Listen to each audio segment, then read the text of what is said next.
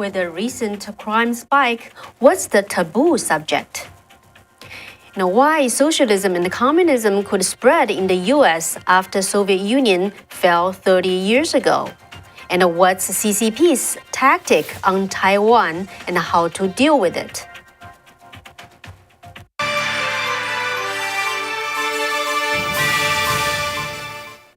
Hello, everyone. Welcome to the Wayne and Cathy show. I'm your host, Cathy Zhang. Sorry, we had a little bit of technical issue, delayed a few minutes.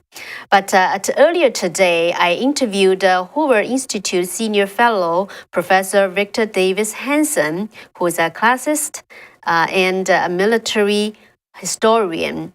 He authored 24 or 25 books already, and the most recent book is Dying Citizen, which is also the bestseller. So we discussed a range of topics. Towards the end of the interview, I asked him a question from one of our viewers, and Professor Hanson provided the suggestions on how to deal with the extreme leftist wielding of power. So here's Professor Hanson. Welcome to our show again, Professor Hanson. Professor Hanson. Thank you for having me. All right. Yeah. So, first let's talk about the recent rise of crime in not only San Francisco, Los Angeles, but also other states around the country, especially the smash and the grab robbery, as well as the victim, like a wife of a Hollywood music executive being fatally shot at home. So, what's your take on what's happening right now? Yeah. Well, in the aftermath of the George Floyd death, remember that one of the demands that was made upon these large cities, and most of these take place in larger cities, especially in California and Minnesota, but they defunded the police. They don't mean they defunded them completely, but they cut out proactive police tactics and policies. So that was the first thing. And a lot of policemen were demoralized and they quit or retired early. The second thing is that over the last decade, a lot of left-wing institutions, most prominently those of George Soros, have funded, I would call them critical legal theory district attorneys. These are people who do not believe that the law reflects human nature or natural law. In other words, to be quite frank, they feel that thievery or burglary or assault, these are crimes that are constructed by the wealthy or the elite.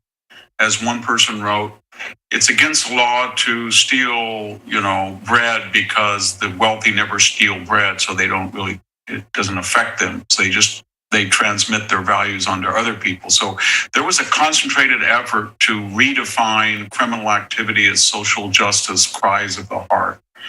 And then finally, besides the effect that police didn't have the tools to deter criminals, and if they did arrest them, they were either let go or let out on early bail or tried on reduced charges or acquitted. Then we had under the mask of COVID, we had people in state penal boards and who ran county jails who were letting out prisoners under the guise of saying that they could not keep COVID out of the prison system or the jail system. So that was a trifecta: police, district attorneys, and those in charge of keeping people behind bars. The second thing that happened that it's quite unusual is that the crime now has metamorphosized into wealthy areas. Beverly Hills. Last weekend in Carmel by the Sea, there was an attack on a jewelry store. Walnut Creek. And so we've had carjackings of very prominent people. So this is very interesting because many of these people who have been attacked have been very sympathetic to the left, and yet they are becoming, along with the poor, the victims of crime.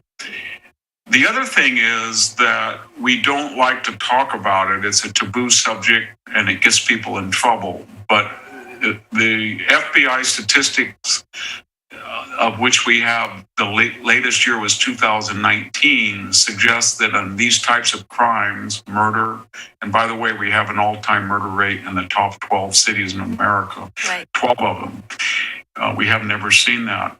But in terms of assault, manslaughter, burglary, murder, African American males make up about 6% of to 7% of the population, but they are arrested at about 50% of the population for those crimes I just mentioned.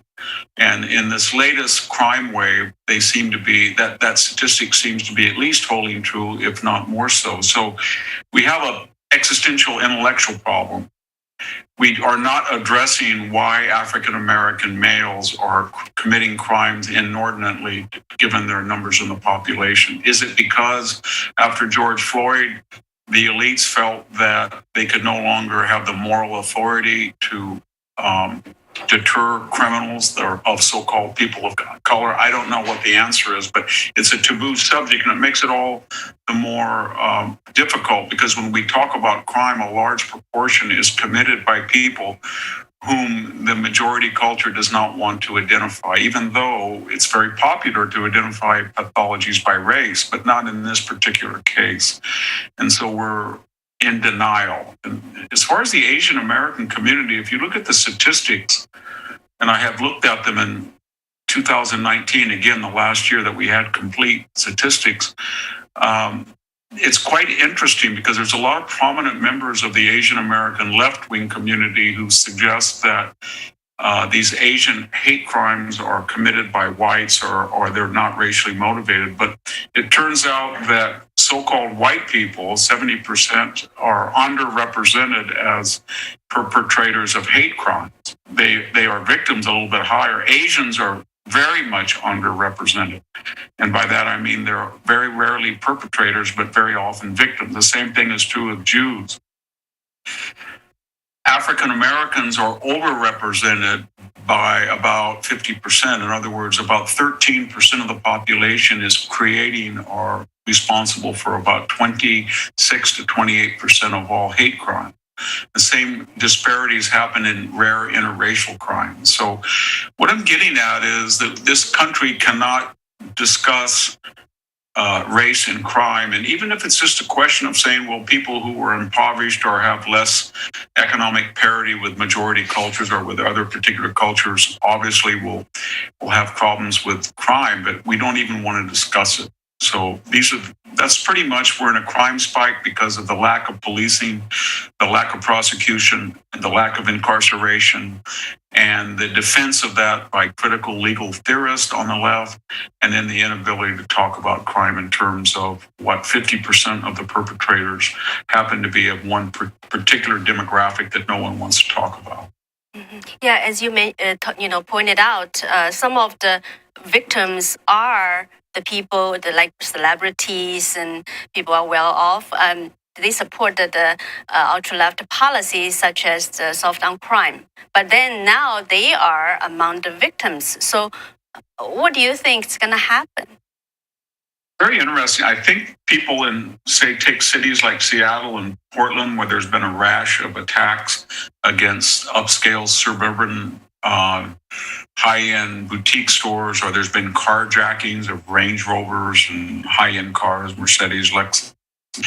And the same is true in San Francisco with property crimes against high-end cars and visible signs of wealth. I think a lot of people were under the delusion that because they were liberal or because the left is now a party of the very wealthy and the very poor, that they were somehow going to be exempt, that the crime would be directed at the deplorables or the irredeemables, the middle classes. But it is, but it's also included, they are included. And when that starts to happen, I think you will see something change. And we've already seen London Breed, the mayor of San Francisco, for the first time come out and deplore this rising crime wave. She before had been indifferent to it.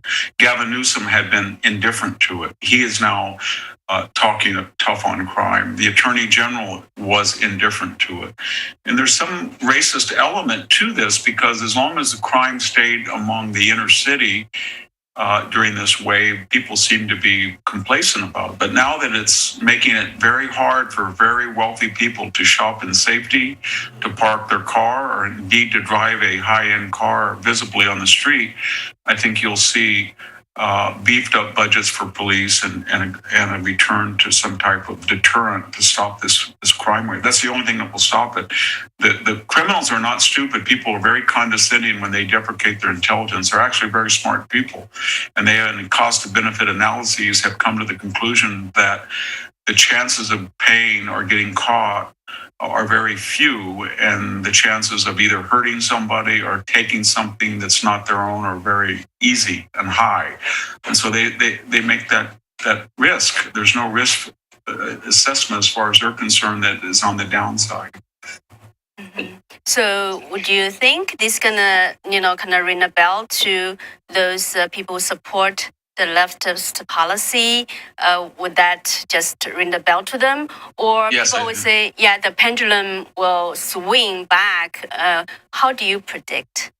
Well, we're only about 11 months out from the midterms. And from all early indications, we may be with a historic loss in the House of the majority party. And we've seen three of them in the last 100 years, the 1938, the 1994, and the 2010, when we went from 2010, I think it was 62 seats, 1994, 53, and then the big one was 1938 when it was over 70. I think we're going to be in that range.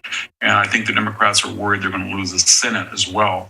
So they look at the polling on crime and they see two things. One, that people are very angry about the crime rate, and two, they tend to blame the left for the crime rate. And so now they're either trying to deny it, as Jen Psaki has been scrambling to do and saying, it's not that bad, or Bill de Blasio says, he takes soft collar crime, or he takes income tax fraud, or whatever he is, and he lumps that in with violent crime to show that violent crime hasn't spiked as much as everybody thinks it does, although the most violent, like manslaughter and murder, have. So they're very worried, and they're scrambling now either to deny that it's happening, or they're screaming at the district attorneys along the lines of, what are you people doing? You're going to cost us power, and we're going to lose control of the Congress and maybe the presidency in 4 years. Now let's look at in a larger picture. This December is the 30th anniversary of the fall of the Soviet Union. But as we have been seeing that somehow the leftist, ultra-left policies, ideologies, Marxism, socialism, even communism, kind of still survived and even spread in the United States and around the world. So, what do you think? What's the reason? I think what happened was that when the Soviet Union and Maoist China were so prominent, everybody understood that Joseph Stalin had killed over 25 million of his own people, and Mao, some projections had suggested that he killed over 70 million of his own people. And they were pretty much identified with communism. I know there was Castro and there were people in Venezuela and North Korea, but the big killers were communists. And when the Soviet Union collapsed 30 years ago, and when the Chinese Communist Party gave lip service to being capitalist, at least in terms of economics, although they have never separated themselves from Mao, there was a general feeling among the left that it was okay to be socialist now because there were no bad publicity communists around. So in that gap, leftists now say, well, China is just a little bit more socialist than we are, or nobody's mass killing people as Stalin and Mao did, or the Castro brothers are gone, or Hugo Chavez is gone, and North Korea is a special case. And so they feel that without these killers, that they can adopt this creed without penalty. Of course, they don't understand that inherent in the creed of socialism or communism, because it's contrary to human nature, it ultimately requires power and force. And because no one wants to live under these regimes that have a tendency to destroy freedom and prosperity, to force people eventually means you have to do it with the barrel of a gun. And so this new generation doesn't quite grasp that. But we're already seeing in the United States that, if you've noticed, the left, whether it was a Russian collusion hoax or Hunter's laptop or the Jussie Smollett caper or the Covington kids, or whatever it is, or the Ukrainian phone call, they always try to manufacture some crisis, even though they have to strain to do it, some media hysteria so they can push through an agenda that otherwise has no support. That's what Joe Biden has done. All the left talks about is January 6th, the Capitol riot, or Donald Trump, or COVID. It's going to supposedly kill us all. And then under that emergency, sense of emergency and dire crisis, they're pushing through an agenda that nobody wants. Redistributive, climate change, open borders agenda that's absolutely devastating the economy. And that's how they always operate. They never say, what I mean by that, they always operate. Joe Biden didn't say in January, this is what I want to do. I want to open the border and let 2 million people come across because we think that's fair. I want to cancel leases on federal lands that have oil and natural gas and cancel ANWR and pipelines. I'd like to see the price of gas get up to $5 a gallon. Inflation is good. Let's get about 8 or 9% per annum on some product prices. And you know what? We have no business overseas, so we need a little kick to the rear end, and let's get out of Afghanistan. Maybe the humiliation will be good. They never say explicitly what they're going to do, but that's what they do. Because if they were honest about it, nobody would want that. How do you think the Chinese Communist Party's role in, this process? The Chinese Communist Party sees a golden moment because after Afghanistan, they were given two things. One, they were convinced that the United States would not detour or protect its friends or allies. And number two, they were starting to believe for the first time that maybe the United States wasn't able to. In other words, they see that we have frozen military spending, the country is in chaos. General Milley had called them up almost in apologetic tones to warn them and he would be on their side or warn them if Donald Trump did anything rash. So that I think they're a little bit confused. They're saying the Americans still have a bigger GDP than we do. They have 7,000 nuclear weapons. They have the best military in the world, but the foundations are cracked. So I think, like Vladimir Putin, and they're kind of working in concert, North Korea, maybe Iran too, they're all saying, before we get into any trouble, because we don't know how long Biden's going to be around and who will follow in 3 years, let's ratchet up the pressure. So Putin's going to put troops right on the border of Ukraine and say, what are you going to do about it? I'm not sure he's going to invade, but he just wants to put pressure, almost like squeezing an egg to see if it will crack. And the Chinese are doing the same thing with Taiwan. Iran is doing the same thing with its promises of nuclear weaponry that's going to be pointed at Israel. And North Korea is back again, talking about the West and Japan, etc. And so they're emboldened, but the United States has been so traditionally strong, and under Trump it was so unpredictably strong. They're being very cautious, but they're definitely ratcheting up, and their idea is that each week, each month, we're going to go a little bit further into Taiwanese air and sea space. We're going to be a little bit tougher on the rhetoric. We're going to be, and Putin is going to be a little bit, bring a few more troops in. He's going to badmouth the Ukrainians a little bit more, and that's going to escalate until they are stopped or they're deterred. And I don't think they will be deterred. So then it will not be our decisions. It will just be the decisions of the Chinese Communist Party or Vladimir Putin or the Iranian theocracy, whether it's in their interest to go full scale and have a war or not. And they're now calibrating that. I mean, I think the Chinese Communist Party, they have some people that say, if we just woke up one morning and we took Taiwan, we would get a hit and the world would be shocked. But we're so infiltrated within the world financial community, and we have so many people who are bought off in the West and don't want to lose those lucrative relationships, I think they would get over it. And we have 1.4 billion people. If we lost a million people taking Taiwan, who would care in 30 years? That's the way the communist mind works.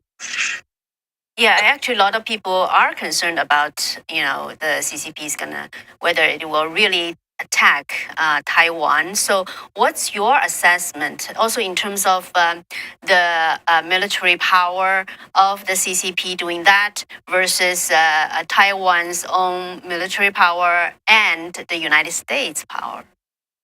I think what they're doing is this. They're, as I said, they're ratcheting up the military pressure on Taiwan. And then they're running a very sophisticated propaganda campaign in the United States. And it goes something like this. The United States doesn't really want to get into the middle of a civil war with Chinese. It's none of their business. You people get out of Afghanistan. You know you don't want to do it. We're going to be, if you just, the Taiwanese issue is the only thing that's separating true friendship between Beijing and Washington. So they're doing that. They're also sending messages subtle to the Taiwanese. Your government is going to get you all killed, or your government is all by itself, or there are people within the Taiwanese corporate community, as there are within the American community, that are subtly telling their leaders, my God, let's not get into confrontation with China. So, and they're fueling all of that. And they're fueling that because they're trying to insidiously destroy the willpower, sort of like the Germans did with the French in 1939 to 40. They took Poland, they took Norway, they had agents all over France. They were telling the French, you can't win. And when they did finally invade, the French army dissipated in 7 weeks. And that's what they hoped. So they're trying to weaken the morale and the resistance of the Taiwanese people and saying, you've got a bunch of right-wing warmongers that are trying to destroy the peaceful intentions of your brethren. And then they're saying the same thing in the United States. They're saying to the United States, you're tired, you've got social problems, you need infrastructure, you got out of Afghanistan. Why would you want to go restart all of your Iraq, Afghanistan troubles again? It's none of your business. We can get along fine. Let's just put Taiwan on the back burner for a while. I think they've been very successful at that. Yeah, so it sounds like it's more about psychological and information warfare. So. I think it is. I think, but don't kid yourself, at some critical moment, if they feel that they have reached a majority opinion in the United States or Taiwan, that people will not fight as much as would be needed to resist them, or they feel that through cyber attacks, they have weakened the regime, whatever the particular preliminary strategy is, at a critical moment, if they think it's been successful, they have no compunction about using force and invading or destroying the island. They have no problem with that. They just don't want to do it until they feel that it would be tolerable to world. Then what's the best way for the United States to deal with it? China, we should be appealing in a very hard-headed, realist way, and with no fantasies that Vladimir Putin is anything but a thug, but we should still say to him, you have common interests with us if you do not want to see China be aggressive. And so we don't approve of what you do, we don't approve of what China does, but there are some areas of deterrence against China that we share. And then the United States has got to really, it's got to take a big look at our military, because 45% of the American people, that's a historic high, have no confidence in the U.S. military. That's a recent poll. They're tired of the woke military. They feel that they're spending too much labor and capital and time on this race, gender, diversity, equity, inclusion agendas, and it's destroying the morale of the military, and they feel that it's lost its emphasis on battlefield readiness. And so we're going to have to reinvest in the military, and we've got to get it back to its primary mission of being preeminent militarily to defeat our enemies, and it's not a social justice organization. Now, I would like to ask a question, which is actually from one of our audience. He wrote to me that by now, most of the fellow Americans with no communist experience are much more awakened now, just like you mentioned. But he felt that the challenge is that the other side owns so many levels of influences, such as media, Wall Street, big tech, big corporation, education, and even probably FBI. So he said the main problem is the way they are wielding their power to instill fear and destroy lives of good, decent Americans. So he felt that obviously this has a powerful chilling effect. So, Professor Hanson, how do you think of that? As you know, Mao never had a popular support, at least in the beginning. He had a large number of followers, but he never was assured that 55% of the Chinese people wanted communism. In the same token, Lenin did not have they were Bolsheviks, they were the minority party. They were like the French Jacobin. So they had two tools. They infiltrated institutions, mostly the media, the universities, the legal profession, the elite, and they waged a campaign of intimidation that said, join us and everything will be good career-wise and for your family, and oppose us, it's going to be bad. The left is doing that in America now. They're basically saying to people that are influential, we can cancel you, we can make life miserable, we can get you fired, we're going to indoctrinate your children, we're going to do this, this, this. But if you were to apologize for who you are or what you say or what you used to be, then we're going to lavish you with praise. And it's very insidious. So if you're an author of a book, maybe Amazon will cut out the bad reviews and leave the good ones. If you're on social media, maybe Facebook won't put so many checks after your listings. If you're your kids want to go to college, maybe the high school teachers or the principals will write better recommendations if they feel that they're more in agreement with the teachers. If they're in the universities and they want to go to med school or they want to go to law school and their undergraduate GPA is very important, and then when they go to class, they do not want to disagree with the professor. So that's how they wield power. And they get very angry when somebody says that has no effect on me. And that's what parents did to the school boards in Virginia. They said, we were indoctrinating our children like they're in North Korea. This is not going to continue. And Merrick Garland, the attorney general, apparently called the FBI. And they had people in the FBI that were monitoring parents of all people. And so Operation Veritas, James O'Keefe, he was looking at Hunter Biden's laptop. Since when does the FBI care about somebody losing their laptop? But they went after him and they had a SWAT type raid. So the United States is not immune from what's happened in the past in other places. We have a very wonderful constitution, but if you are not educating people, and half the people who go to college in this country are not being educated, they're being indoctrinated. If we were to say on December 7th, what is Pearl Harbor? They have no idea. If you say diversity, equity, and inclusion, they really don't know what it means, but they do know that you're supposed to say, I support that.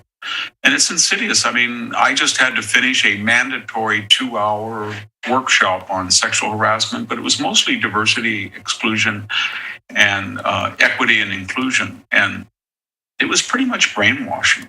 If you don't do it, yeah, everybody's required. Statewide, every university has to require every person who has anybody working for them, any administrative capability, however slight, 2 hours of indoctrination. And it's all the same. You wouldn't have to even listen to it. You could fill it out, and I could have taken the entire test at the end of the video without ever looking at the video. It was so predictably banal, but you have to look at the video. They will not let you they have a method, technological method, where they demand that your computer be on for 2 hours and you have to listen to it. Wow, and you have to take a test. Yes, you take a test as you go, and it's usually, Mr. Lopez was in his office, and Mrs. Brown and Mr. Jones, and somebody looked over and said, you look cute. Stop. You are supposed to do immediately, do this, do this, do this, or A, B, and C. Or someone said, oh, I'd like to have Mexican food today, takeout. You seem to know something about, are you Mexican? Can you tell me what? Stop. Is this insensitive? And that's how it is. Wow. And it's like 1984. And so the only hope we have is America was founded on this free republic of free owning property, small property owners, and people had a First Amendment, Second Amendment. They were very hard to corral. And when you look at the polls for all these agendas, from open borders to critical race theory, to the inflationary economic policies, to climate change policies, to the diminution of fossil fuel or gas and oil independent, there's no support for it. None.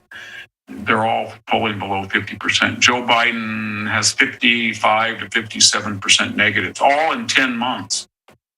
And so all the left has, again, is, insurrection on January 6th, Donald Trump. And one of the weird things that's going on is right after the election, the left said the following: the system worked. We got rid of Trump. The people spoke. They had enough. And when Joe Biden was inaugurated, we're going to bring the country together. The system works. And of course, now they're saying the system does not work. Donald Trump will stage a coup. 2022, democracy may die. We have to do something. We have to make sure that nobody is required to show an ID. We have to make sure we have more mail-in ballots. We have to make sure that 800,000 people who are not U.S. citizens can vote in New York. And so they're trying to scare people by saying, unless you vote left wing, then you're going to destroy democracy. And they're already in a propaganda mode. And believe me, if Joe Biden was polling 57% positive rather than 57% negative, they would be saying, the system works beautifully. We're so happy that democracy is so strong. But when he's polling 57% negatively, we're terribly unhappy that the right and the Trump people and everybody has destroyed democracy, and it's not going to work, and we have to do something. I know we're running out of time, but finally, then, what's your suggestion to fellow Americans in order to have a hope? I think they have to speak out. I think they're so scared, and they've taken a control of the language. These things, whether it's the 1619 project instead of 1776, or you can't use the word he or she, or you can't speak about racial matters honestly. Everybody's going to have to say, it has no effect on me, especially people who are older and they're not at the beginning of their careers. They don't have small children or families to support as much.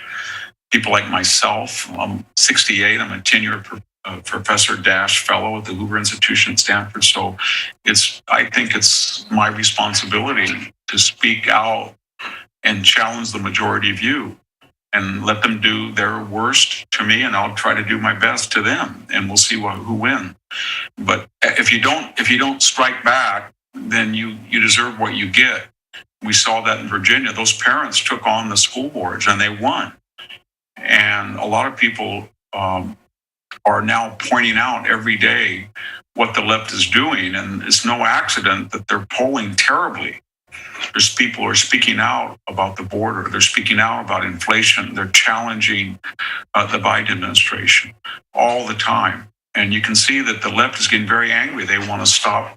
They want to get them off social media. They want to censor them from saying what they want in television. They want to go after them in the universities. But you have to keep fighting. And eventually, I think people will come to their senses. I don't know what happened to the United States. It was a combination of COVID, this disastrous lockdown, the self-induced depression, recession of 2020, where we just shut down. The 102 million ballots that were not cast on election day, early and mail-in balloting, the controversy around Donald Trump, the election, all of that was a perfect storm. We may have survived one or two of those challenges, but when you put them all together so closely, it kind of destroyed America for a year or two. Now we've got people who don't want to work. They're staying home with government subsidies. We have as we talked about earlier, a spike in crime rate, and we've got to recover from this. Everybody's going to have to get back to work, get back into the public square, and not let these people dominate us and terrify us and dictate to us. Yeah, that's what I shared with one of our viewers. Like they feel kind of overwhelmed by how the leftists wielding the power. I said, yeah, according to our experience under Chinese communist regime, is actually they are very weak inside, but they appear to be very strong, and hoping that you will be afraid of them. That's our experience.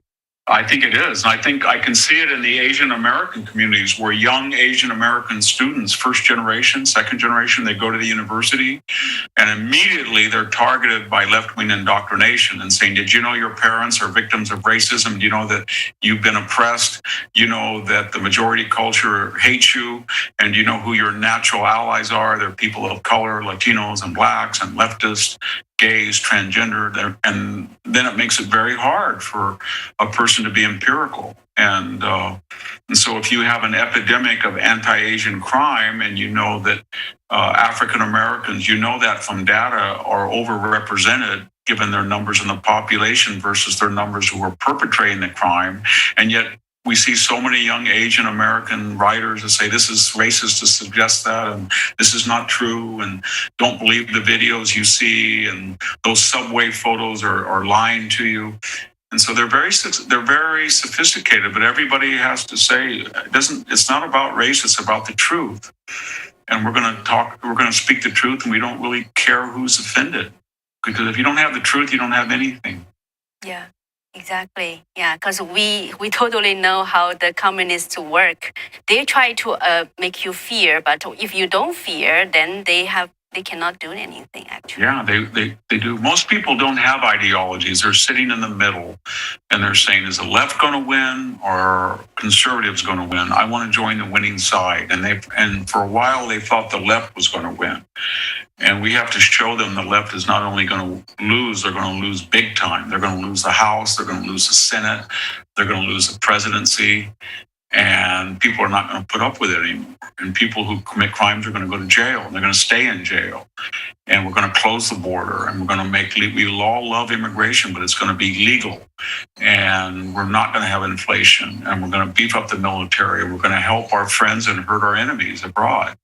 And we're going to pump so much oil and gas, we don't really care what Saudi Arabia or Russia does, because we're going to be self-sufficient. That message, I think, is a winning message for most people.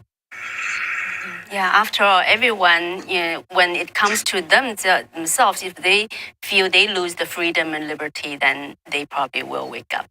Yeah, I think so. I think everybody, as far as race goes, I think we're way too racialized. Everybody has to say, my race is incidental to who I am. It's not essential. It's not who I am. I'm a person. I'm a unique individual. I don't belong to some collective. And I'm not going to identify just as white or black or brown or Asian. I'm a person. And they don't want that. They want everybody to be a collective and be a herd mentality. And that's why they just despise African American and Latino voters who are starting to vote conservative, especially Latinos or Hispanics. They cannot tolerate that. And they feel, well, look what we did for you and you don't obey us. What's wrong with you? We told you how to vote. And so they're very insecure and weak. And so if everybody challenges them, I think they'll crack. Glad, you can come onto our show again, and thank you for spending time with us. Thank you. All right, so that's Professor Victor Davis Hanson, and I saw a lot of comments during the program. I tried to reply some, but probably not all of them because I'm seeing more and more comments there. Maybe I'll just kind of respond to a few of them. Mark said, all my Chinese friends are very afraid of black men. They say that it's because of their parents teach it from very young. Actually, I think it is pretty true what's about what Mark said. And this actually demonstrates how the CCP, the Chinese Communist government, is very racist. Because when we were in China, when we were little, what they taught, because in China, all the media, the textbooks, all controlled by the government. So what we learned is how the, black people are just scary, and they, they make crimes. So, but actually, after we came to the United States, it's not the, exactly what it taught us. So it really shows the Chinese Communist government is very racist, and it stereotype people, brainwash us, people in China. So because in African American community, people, there are very good people, bright people. It's just like Professor Hanson said, race is not an issue, right? Everyone is a human being, and the problem is with we cannot stereotype a group of people. So yeah. And Louis said, I would like to see him, Professor Hanson, in a social setting interaction with his liberal peers to see how he deal with them. And he feels Professor Hanson is a lonely man because of the demographic of his peers. Yeah, and we learned, what Professor Hanson is experiencing right now in Stanford Hoover Institute. He had to sit through 2-hour lesson, class training, but at the end we heard him, right? He said he's gonna just be very strong, very vocal, and he felt that's his responsibility. So I think we all learn from him. And Mark said, he asked me, have you told your friends to get out of Taiwan?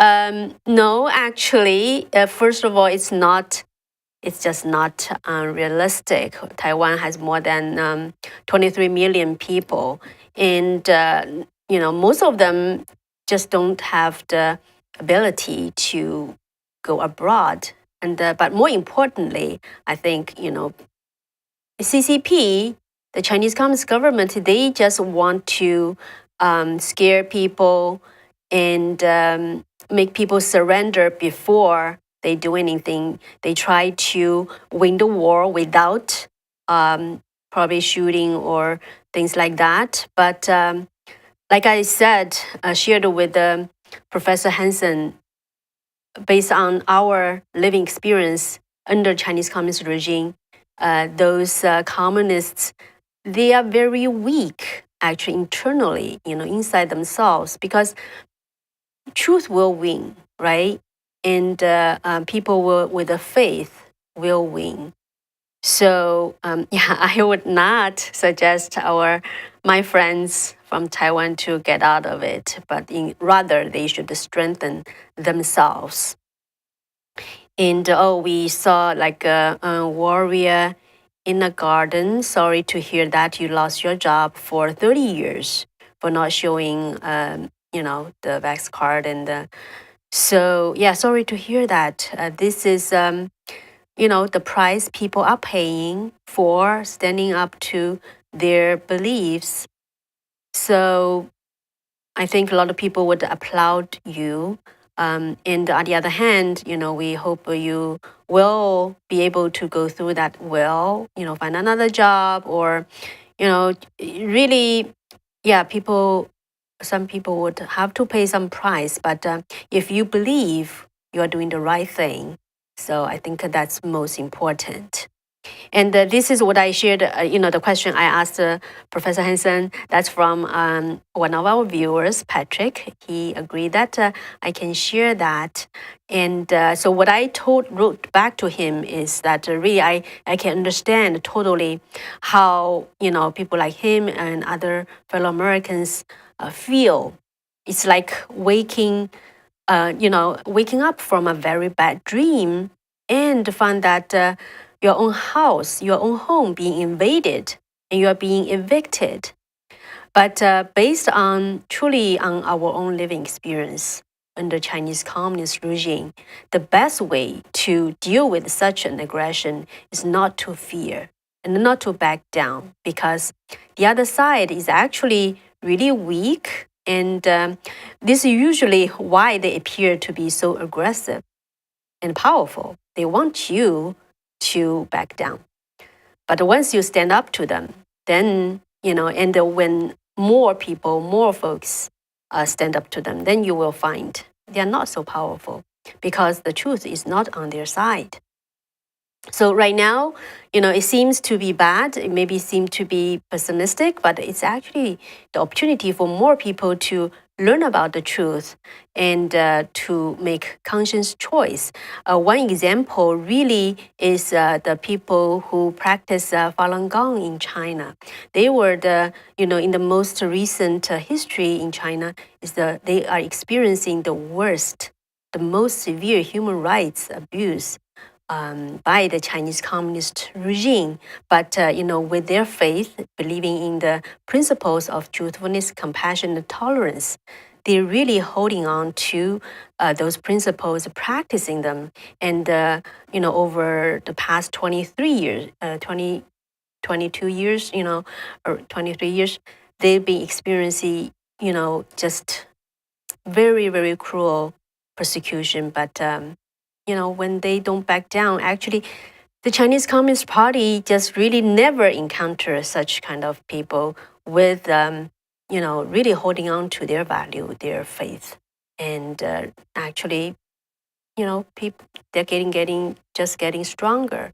And now the whole world know about Falun Gong. And the more people actually joined this spiritual practice. So yeah, truth is, will prevail. So, all right. So yeah, it's a long. Yeah, I didn't expect that to be so long, but I really appreciate everyone being with me today. And so yeah. Oh, someone asked whether Wei does interviews. He does some, not as many as I do, but he, some of the interviews he did, he will actually translate into the Chinese program. But sometimes he would, do interviews.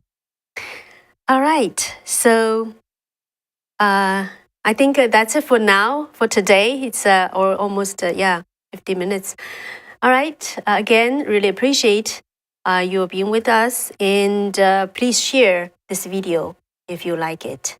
And so send it, your email to us if you want to keep communicated, and follow us on Safe Chat, and like I communicate in the Safe Chat as well. It's a tool not only have our live shows, and also it has chats, so can just communicate anytime. All right. Thank you so much again, and take care. Have a great night, and see you on Friday. Bye bye.